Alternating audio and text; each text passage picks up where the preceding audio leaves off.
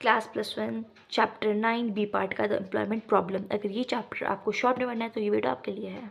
First of all आपको एक question आ सकता है पेपर में कि कितने टाइप्स के अनएम्प्लॉयमेंट मतलब बेरोजगारी है। तो यहाँ पे आपको देखो टाइप्स ऑफ अनएम्प्लॉयमेंट दिख जाएगा, ठीक है।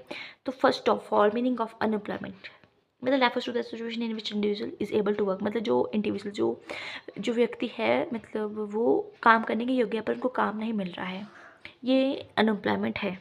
बात करें अगर मीनिंग ऑफ अंडर एम्प्लॉयमेंट कि इसमें भी वर्कर्स काम करने के योग्य होते हैं परंतु इसमें होता है ऐसा, पर इसमें वर्कर्स को कम टाइम के लिए मतलब वर्क मिलता है तो इसको अंडर एम्प्लॉयमेंट बोलते हैं।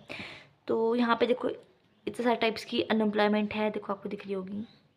जो हमारे पास अंडर एम्प्लॉयमेंट है वो दो टाइप्स की है, विजिबल और इनविजिबल।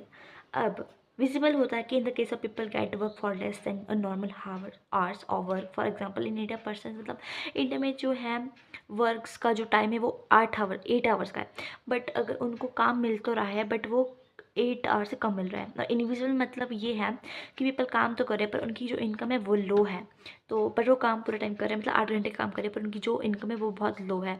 तो विजिबल और इनविजिबल एंटरप्लॉयमेंट वो हो जाता है। अब एक क्वेश्चन यहाँ पे भी आता है इंपॉर्टेंट कि कॉजेज ऑफ इंक्रीजिंग मतलब अनएम्प्लॉयमेंट इन इंडिया, मतलब कि क्या कॉजेज बढ़ रहा, क्या हो रहा है कि जो अनएम्प्लॉयमेंट बढ़ रही है इंडिया में। तो पहली बात स्लो इकोनॉमिक ग्रोथ, जो यहाँ की इकोनॉमिक ग्रोथ है वो बहुत ज़्यादा स्लो है। और मतलब this slow growth rate fails to provide enough employment, मतलब यहाँ पे बहुत ज़्यादा रेट मतलब फेल्स हो रहे कि कैसे मतलब इनकी जो इकोनॉमिक ग्रोथ है वो बहुत कम है। अब देखो रैपिड ग्रोथ और पॉपुलेशन, इंडिया की जो पॉपुलेशन है बहुत ज़्यादा है। एग्रीकल्चर सीजनल ऑक्यूपेशन मतलब जो एग्रीकल्चर है अब मतलब वो भी आपकी जो क्लाइमेट है उस पे कंडीशन पे उस पे बेस है कि कौन सा, अगर मान लो गर्मी में अगर बरसात होने लगी तो आपका मतलब आपकी क्रॉप कहाँ जाएगी। लैक ऑफ इरिगेशन फैसिलिटीज़, अब हमारे पास पानी की वो नहीं है कि पानी कहाँ से दें हम अपने क्रॉप्स को, ठीक है। जॉइंट फैमिली सिस्टम में भी ये बात आ जाती है, ठीक है। Decline of cottage and small industries, low saving and investment, mobility of labour.